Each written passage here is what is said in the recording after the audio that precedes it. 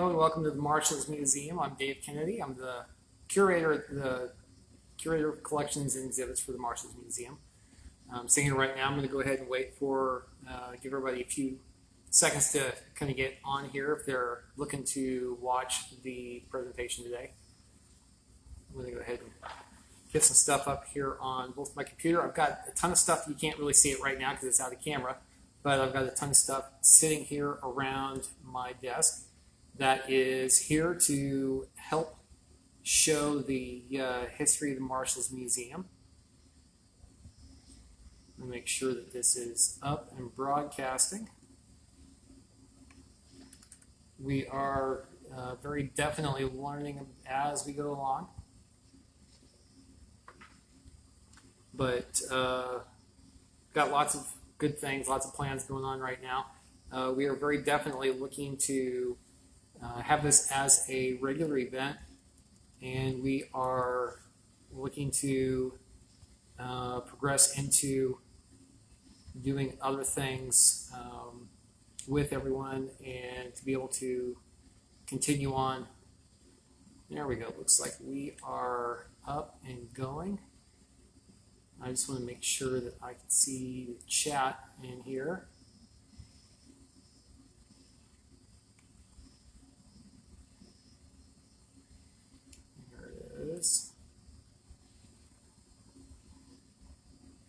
All right.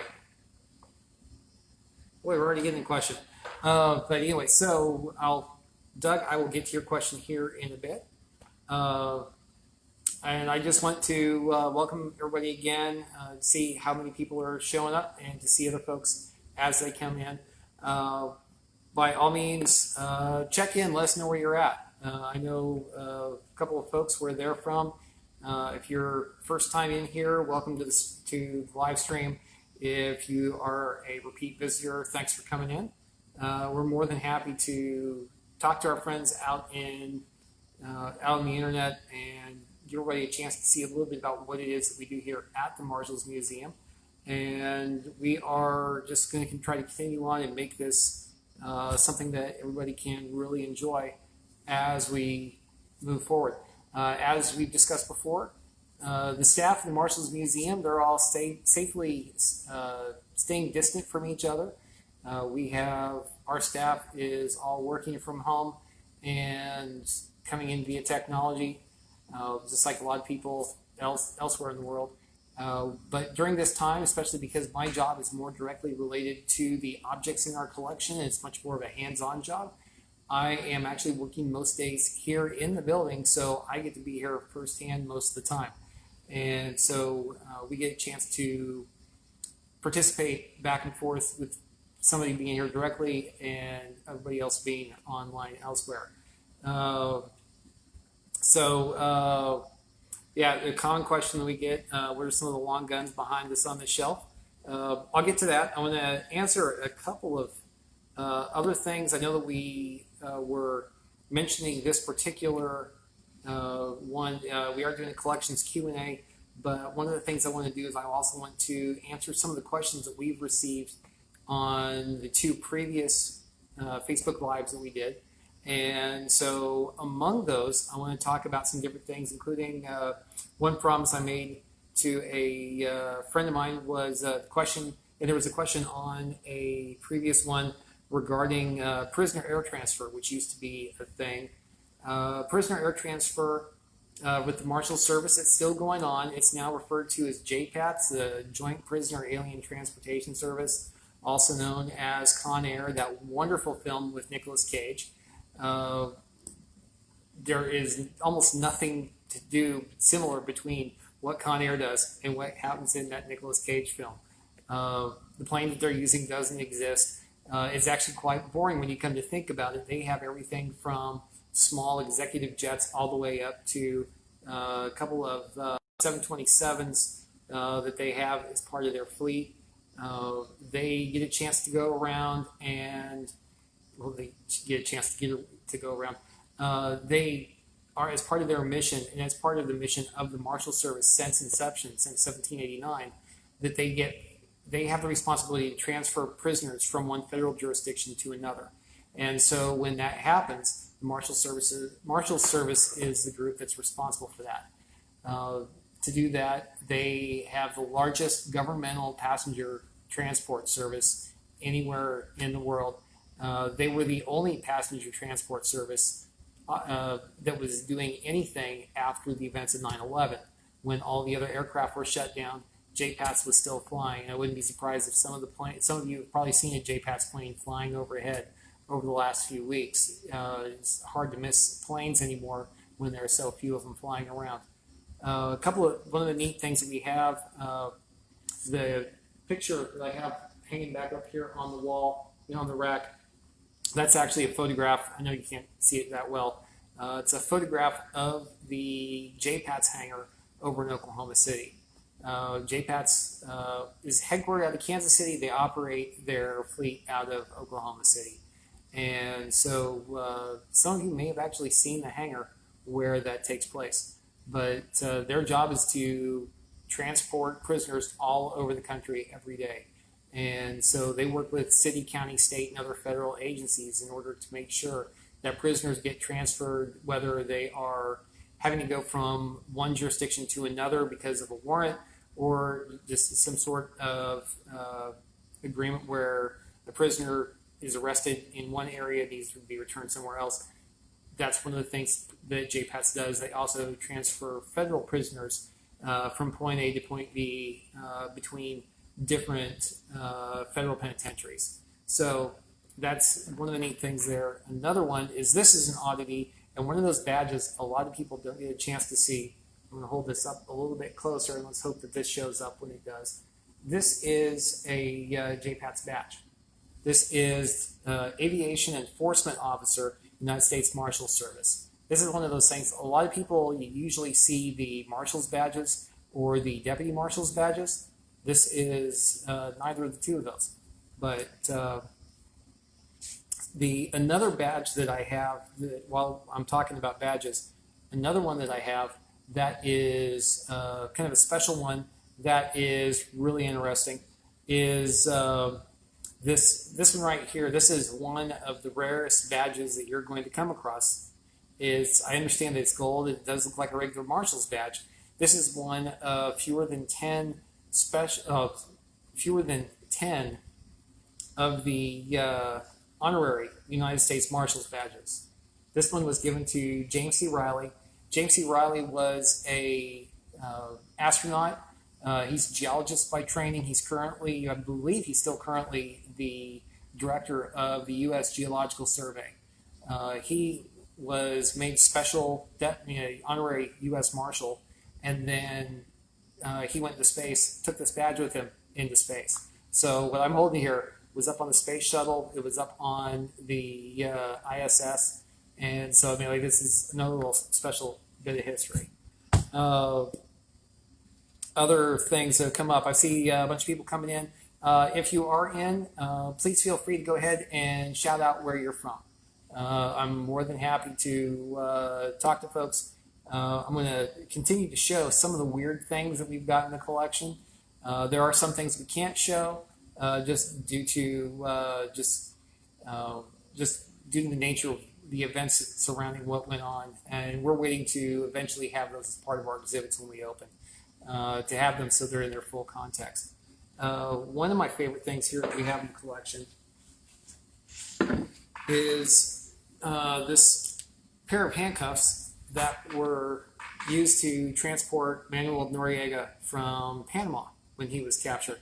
He was captured, turned himself over to the United States military, who turned him over as a wanted fugitive to the Marshals Service. There were Marshals Service on the ground. There were DEA on the ground in Panama, waiting to take him into custody. They got him on the plane wearing actually another set of handcuffs, not the set of handcuffs that you see here. He gets onto the plane wearing a jumpsuit, like a flight suit. They get him onto the plane. He ends up halfway between Panama and Florida. They get a phone call saying Noriega needs to be in his military uniform. So they start looking around. They can't find the keys to open up the other set of handcuffs. eventually they find a guy on the plane who has a set of bolt cutters. They use the bolt cutters to snap open that set of handcuffs. That set of handcuffs ends up getting turned over to a couple of other folks, but he is switched out of his uniform. This is the second set of handcuffs that was on Noriega that day. The first set of handcuffs we're looking at actually getting on loan to us here within the next year or so. So we'll be able to have both sets of handcuffs. There's a picture of him on the plane being transported, showing both sets of handcuffs on him, the full bracelets and the partials. So that's another just neat thing in our collection. Somebody had asked what's the weirdest thing during one of the earlier streams. The weirdest thing in our collection. And for the weirdest thing in our collection, I am going to have to go with Deputy Freddie. Deputy Freddie, Marshal Service headquarters in Washington, D.C., now currently in Crystal City, Virginia. Marshal Service headquarters, for years in their main office, they had a big fish tank. And that fish tank was a goldfish. And for any of us who have ever had kids who had fish, and you have goldfish, they don't always live the longest amount of time. So Freddie ended up living in that goldfish tank for 20 years. And it got to the point that anybody who had worked in headquarters, anybody who'd gone to the director's office, everybody knew Freddie. And Freddie got pretty good size for a goldfish. And everybody was really impressed until finally one day Freddie did what a lot of goldfish do. And the Marshal Service, what they ended up doing is lived 1979 to 1998, Deputy Freddie. This is honestly the weirdest thing that we have in our collection. I would be surprised if this is ever out on exhibit, but it helps also kind of tell the story of what life was like at headquarters, just like anybody else. A lot of people look at law enforcement as being completely different from everybody else in society, and in many ways, they're just like you and me. They've got their interests, and Freddie that's just the first time I came across Freddie in this collection. It was pretty surprising, I have to say that. So let's see, we've got people from Texas, we've got people from Illinois, we've got people from Oklahoma. I want to page up through here. Coeur d'Alene, Idaho, Paducah, Maryland. Been a lot of these different places. Prairie Grove, Jacksonville, Arkansas. One of the first questions that was on today, does Dave Turk come around often? Dave Turk is the historian for the United States Marshals Service. He's been a long-time employee of the Marshals Service, started out his career there as an analyst, and ended up moving over into the history department, working with the previous historian, Frederick Calhoun. Dave has been holding that position for a number of years now, and he and I, we talk to each other regularly. He gets out here probably about once every 3 to 6 months. Depends on what we have going on. We have very definitely a lot of Marshal Service executive involvement with our operations. Not only are we on very good terms with our local district office here in Fort Smith, we try to get into contact with district offices all around the country. A couple of years ago, I was in Phoenix, Arizona on business. I went stopped off at the district office in downtown Phoenix. I have family in Central Illinois. The next time I get up there, I plan on stopping off at the district offices there in Springfield. So anyway, out in the field offices, we try to keep in touch with everybody there. But for the museum itself, we very definitely have interaction with director and deputy director level positions at the Marshals Service, because we know that they feel very strongly about the story that we're going to tell, and we want to make sure that we're telling the right story. We have to be careful sometimes. You don't want to be a story that says, well, here's all this awesome stuff that happened, and we'll ignore any of the stuff that might be an issue. We have to tell all of the stories, warts and all. So yes, while we want to talk about stories like the Civil Rights era with integration of various schools in the South, We also are going to be talking about the Fugitive Slave Act and talking about how there were marshals who worked to support the Fugitive Slave Act and in a couple of cases gave their lives for it. We just had a couple of interviews about that particular subject recently because of the question about how we are talking about those people and the jobs that they did regarding the whole issue of the fact that the Marshal Service is there not because they are going out and doing what they want to do, but because they are going out to support the Constitution and the rule of law. And in these cases, it was a federal law to return enslaved people back to their property owners in the South. And so the Marshal Service, as that agent of the federal government trying to enforce federal law, regardless of whether or not they wanted to do that, that's what they were doing. So with that aside, one of the questions we had is the oldest thing in the collection, oldest object in the collection. And I keep this very well protected in its own special container. There we go. Let's get that out of there. And this is a miniature portrait. Let's try and hold that up a little bit. A miniature portrait of Robert Forsyth. He was the first U.S. Marshal from the District of Georgia.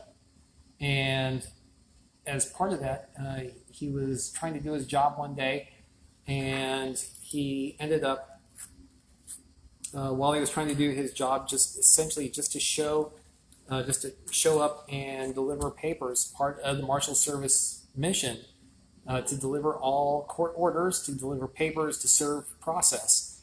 He showed up with a notice to appear and was shot through a door by the person he was there to just present papers to. He wasn't going to arrest him, wasn't going to do any of that, but that's what ended up happening. And so that portrait predates 1800.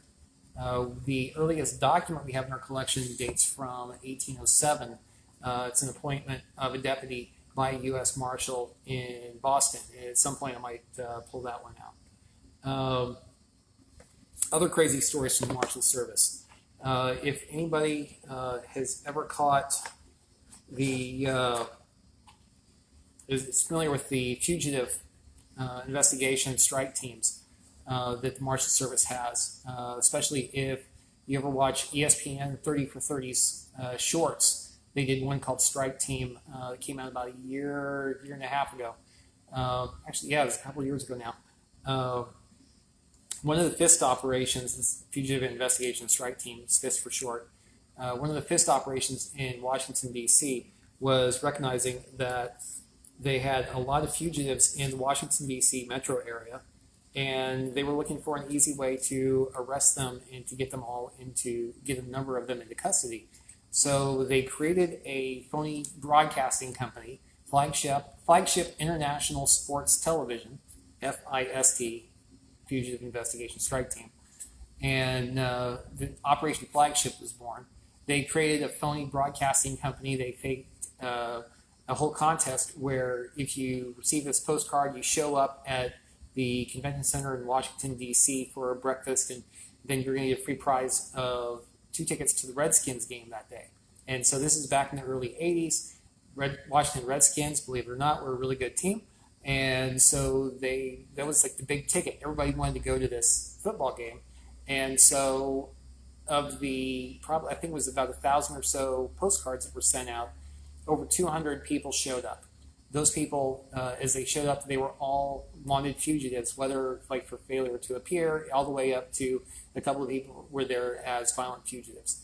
And so they showed up, and they were met by girls dressed nice, and they were met by guys in sport coats and people in tuxedos, and they were all being really gracious and greeting them and taking them to where their breakfast was. And there were a couple of sports team mascots. And one of the sports team mascots was a guy dressed up as a San Diego chicken.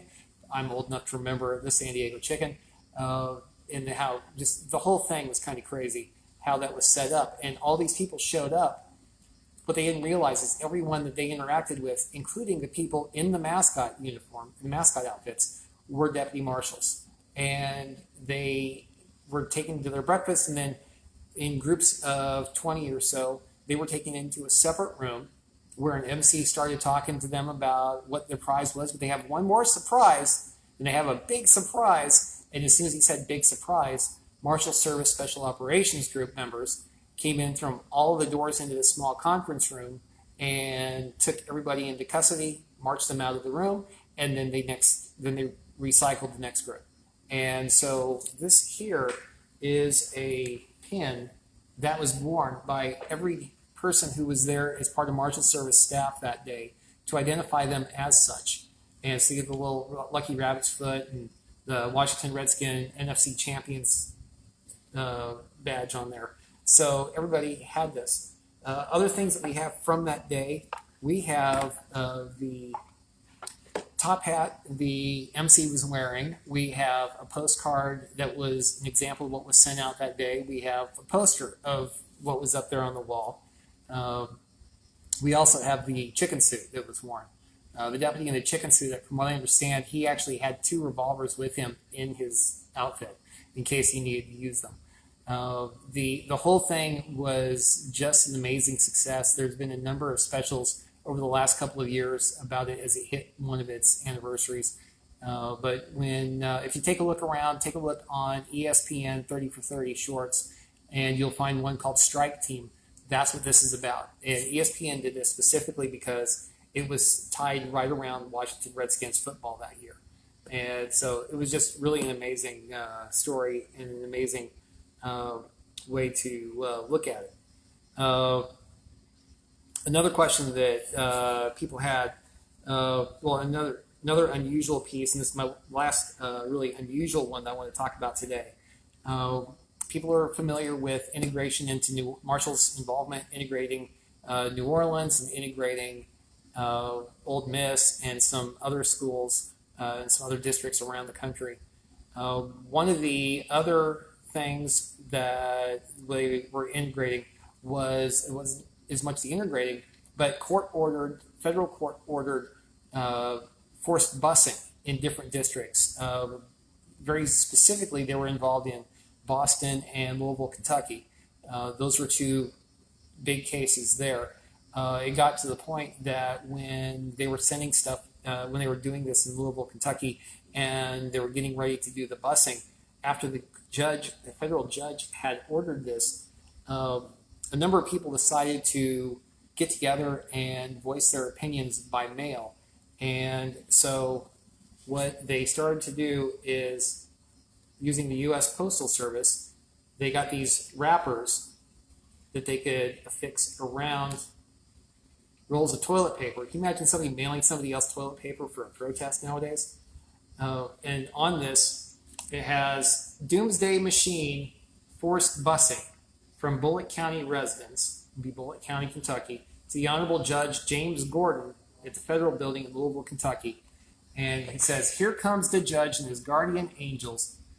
And on this, it is a school bus with the judge driving the bus, U.S. Marshals inside, and a protester being run over, which in that case, no protesters were ever harmed by U.S. Marshals in that case. But they ended up, and there's a message, "Dear sir, we the people of Bullitt County do not want busing." And so this whole thing, they just wrapped it around the toilet paper and then shipped it. And all told, it was, to do this, 52 cents postage. I can't imagine what 52 cents postage what the postage on this would be today. But until I saw that, I never realized you could ship a roll of toilet paper through the mail with a piece of paper wrapped around it. That was just kind of crazy. And then this isn't really a weird thing, but last week with the tour of the Hall of Honor, I pointed out our piece of steel from the World Trade Center that we have there. That's one that the museum received as part of a Port Authority program. It's coming up on 8 years ago now that we received that piece of steel.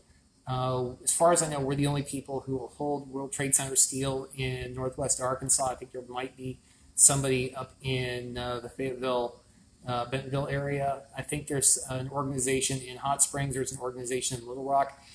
We actually have two pieces of World Trade Center steel. If you paid any attention to the news regarding the Marshals Museum, just before Christmas, the outgoing marshal for the Southern District of New York, so essentially New York City, presented the Marshals Museum with the second piece of steel. Excuse me here. That's how heavy this thing is. It's a 3/4 inch steel plate. This is, whereas the other one is semi-permanently affixed there. Nobody's getting that out of that mount. It's essentially affixed to the floor. This piece of steel is going to be, we're looking at a way within the museum to have this mounted in a rolling container of some sort, so we can go around and use this in schools or in public in different places. So we would be able to allow people to interact with this firsthand. And as I mentioned with the steel in the Hall of Honor, my job tends to revolve around making sure that people don't touch the stuff in our collection. This and the other piece of steel are the two pieces of material in our collection that I have no qualms about people touching. I recognize the depth of feeling that a lot of us have, especially those of us who woke up that morning to turn on the news to see what was happening. These are a couple of special pieces that the emotional value of them very much comes from the sense of touch of these pieces. And so this is something else that really a lot of us feel strongly about, and we really want to make sure that as many people as possible can experience these pieces and understand the story that's behind them. As this relates to the marshals, marshals were some of the first responders that day amongst all of the people of New York. There were very definitely Port Authority and NYPD, NYFD. They had such horrific losses that day. And then in the long run, the numbers that they have lost just due to cancers or other things coming from their presence either at the site or in sorting facilities later. Marshal Service, so far we've lost 3 people to the line of duty. Those people are all named in the Hall of Honor. We know of at least one more person and who is very likely going to be added within the next year. And so we are continuing to move forward to help tell that story. The marshals were there, not just on that site, but during the investigation over the next month.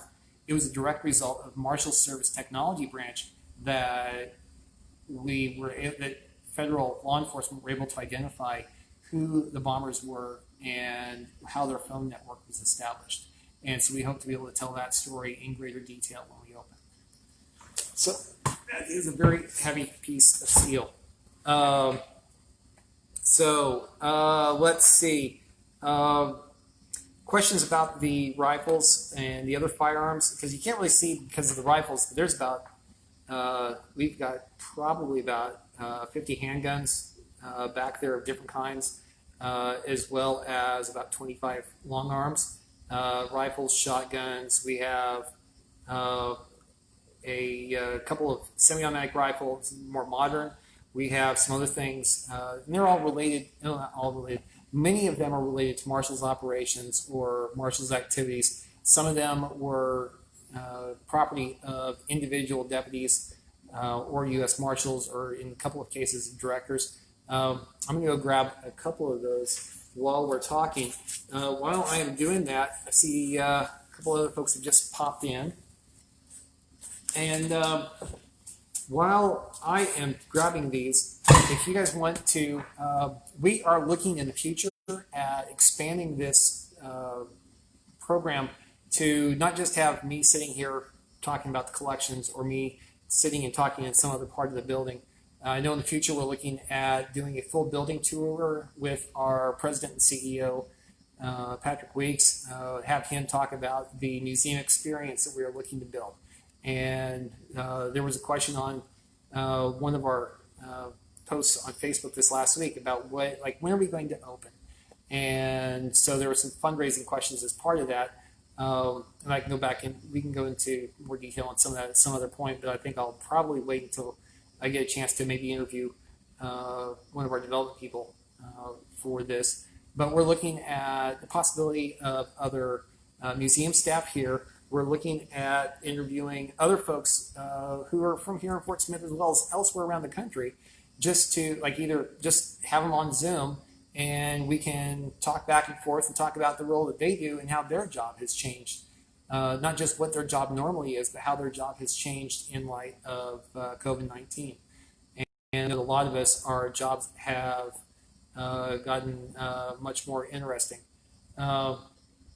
So if there's people you think of that you might want to see us talk to, if there's subjects that you want us to talk about here at the museum, by all means, go ahead and start throwing those down in the talk about just down in the doodly-doo. Just go ahead and start listing out subject matter you might want. If you have a question that we might be able to hit, maybe not now, but if it's a larger question that we can hit in the future program, or just people you want us to talk to, just stuff that we can maybe even focus a whole 20 minutes or half hour on. But right now we're looking at maybe interviewing some people from the Fort Smith National Historic Site, maybe some other cultural places here in town, maybe people at there's some other law enforcement or history museums around the country that I think would be really good. I know that I had a chance to get interviewed at the Spy Museum in DC a couple of years ago, and that might be an opportunity there.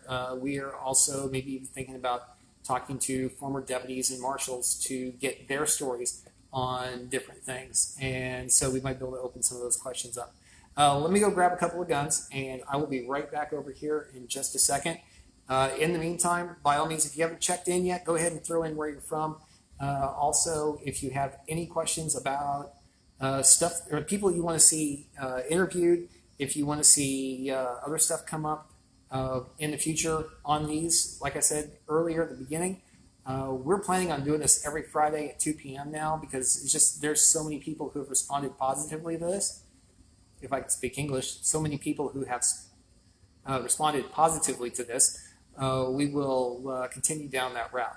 So I will be right back with a couple of things.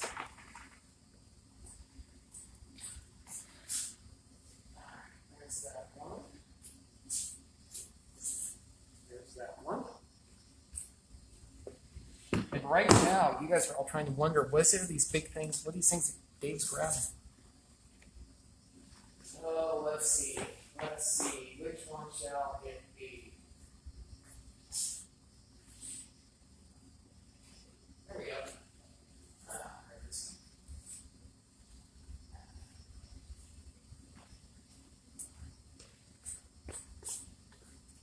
All right, so I've seen all kinds of people I know popping in today.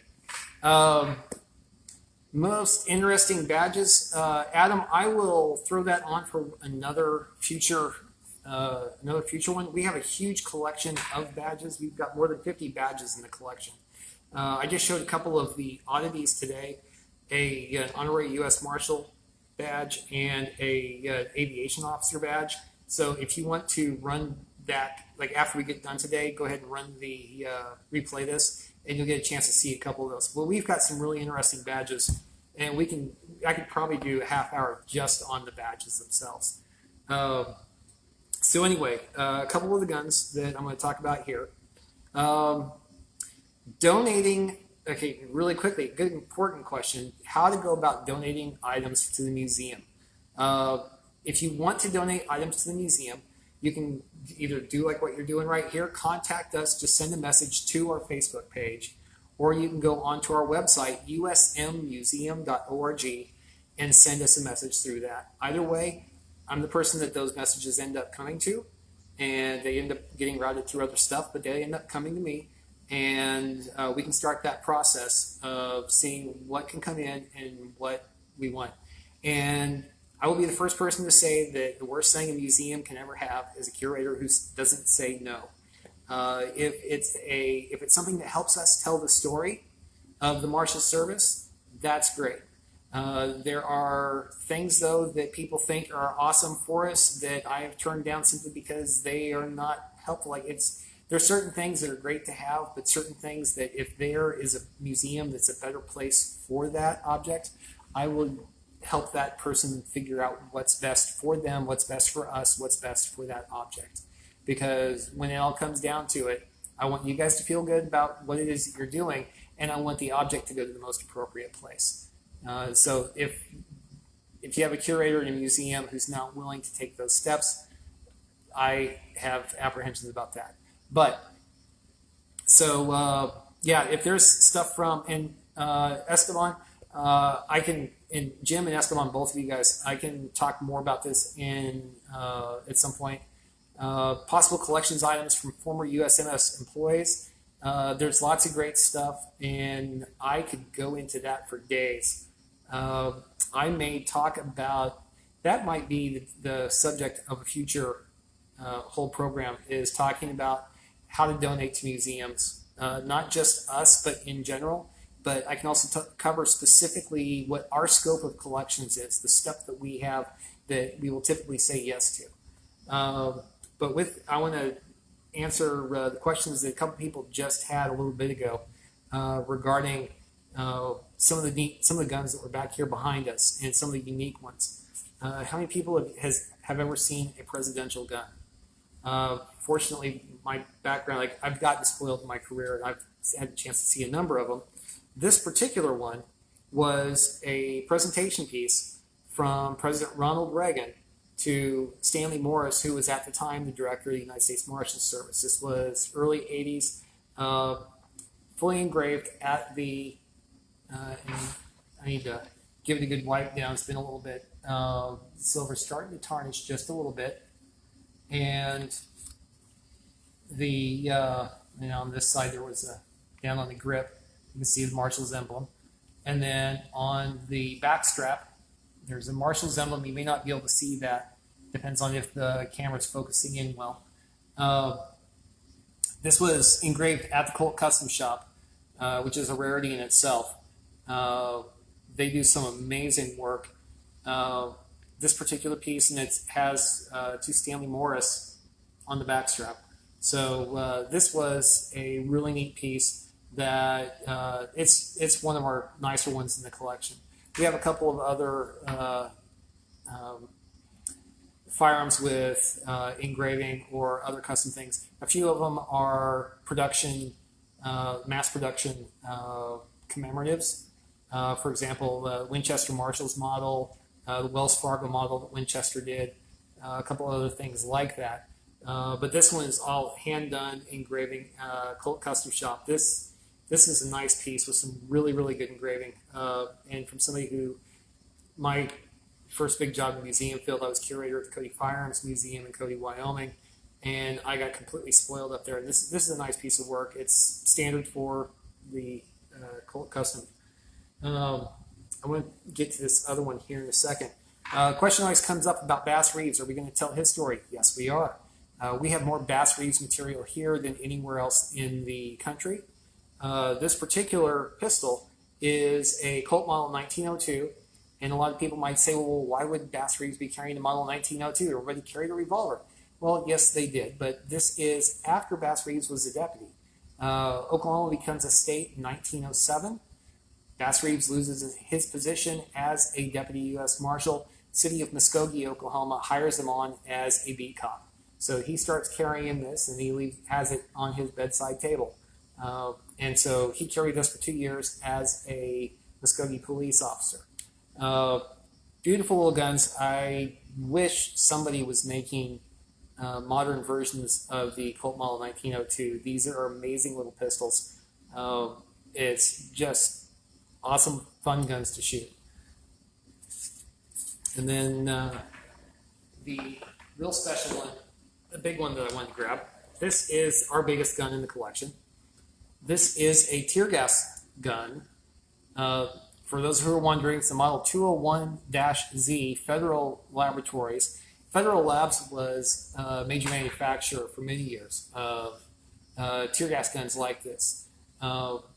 This one, this is the kind of thing that was used by law enforcement the world over through the 50s, 60s, into the 70s. I would fully expect that there are still countries and law enforcement agencies around the world that are still using these. This particular one was carried on the steps at the Lyceum at Old Miss when it was when the Marshals Service was there to integrate the school. There were 2,000 to 3,000 or more rioters there to protest the integration of the school. Marshals Service had between 300 and 400 between deputies and Border Patrol, and they spent that night pretty much guarding the campus and facing off these deputies. As part of that, they fired a ton of tear gas, had to get restocked with tear gas at least twice over the course of the night. And this was a pretty special piece of equipment. And I saw Sarah was saying that's a big barrel. Yeah, this is 40 millimeter. Actually, this one might be 37. I never can remember whether this one is 37 or 40. Most military are 40 millimeter. Most civilian are 37 millimeter. And so that even goes to law enforcement for the most part. But these things are great. You can actually get stuff to be able to shoot chalk rounds and things like that you can create your own if you are that much of a firearms nerd to go into that much trouble.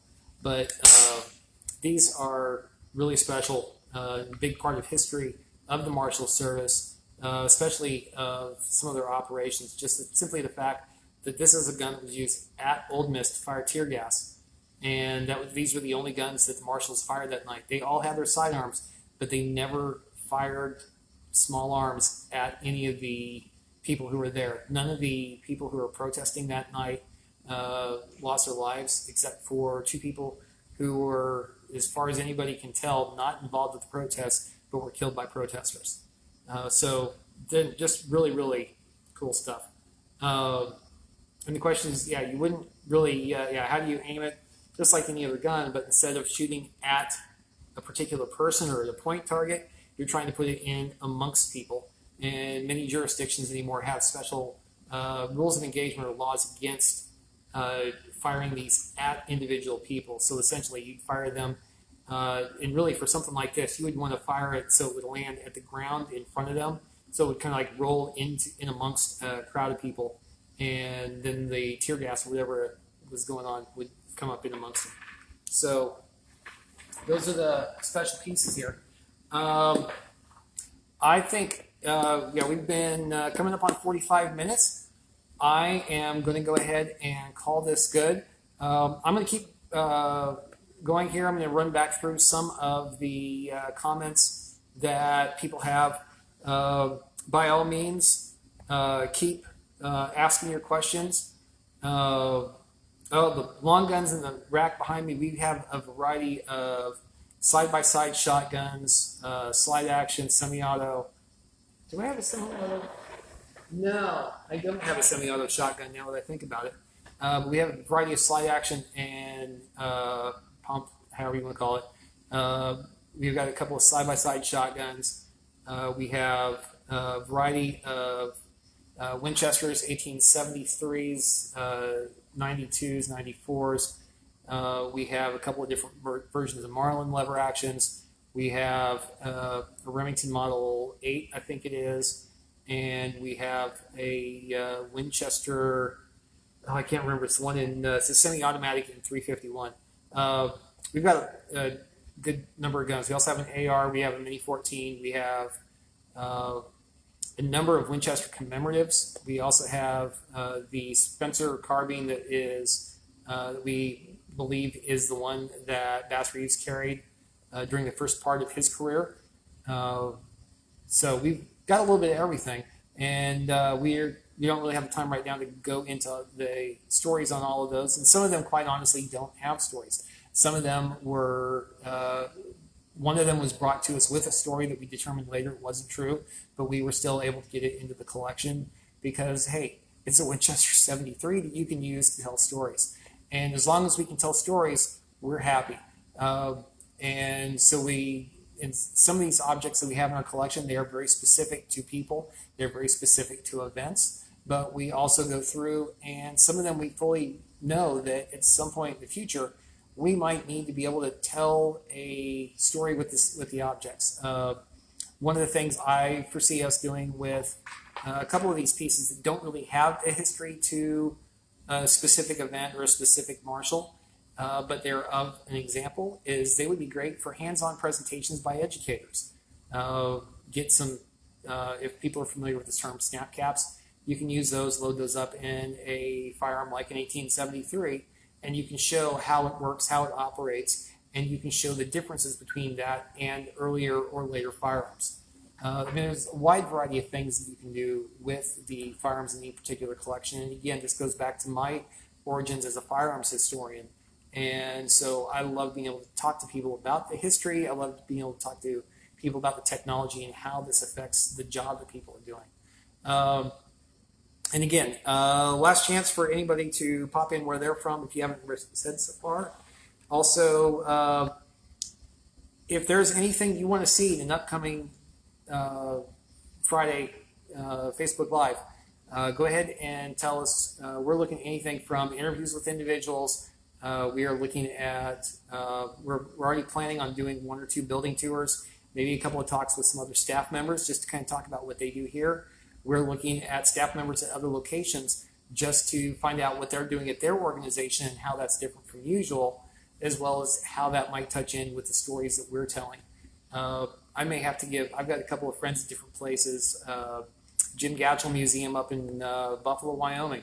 Very famous up there because Frank Canton, who was famous in Oklahoma and in Alaska and in Wyoming as a deputy, he bummed around that area for a while and was involved in some different things.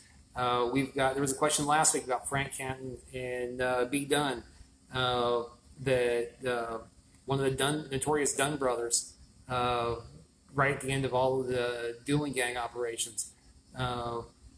Frank Canton shot him right in the street. It was just, he wasn't just not a good guy, but I mean, there's lots of stories that went on and lots of things we can talk about. Oshkosh, Wisconsin, I believe Matthew is the farthest north of anybody. I know we saw some people farthest west would have been Oklahoma, I think.